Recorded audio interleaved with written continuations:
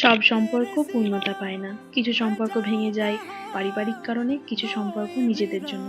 আর বাইরের থেকে যারা জাজমেন্ট দেয় তারা তো খুব সহজে অনেক কিছু বলে দেয়, তাই বাইরের লোককে বাইরের মতনই রাখো। আর আজকে যে ভিডিওটা তোমরা দেখছো সেটা ছিল আমার এনগেজমেন্টের গিফট ওপেনিং ভিডিও। কারণ সবার আশীর্বাদে আমরা একটা ধাপ পার করে ফেলেছি। প্রত্যেকটা দিন, প্রত্যেকটা বছর কি করে পার করে শেষ পর্যন্ত নিয়ে যায় একমাত্র যারা পার করে তারাই জানে। আর এখানে যে গিফট গুলো ওপেনিং করছিলাম প্রত্যেকটা এত সুন্দর, কি আর বলবো, খুবই পছন্দের হয়েছে সবার। আমার তো খুবই পছন্দ, বিশেষ করে শাড়িগুলো।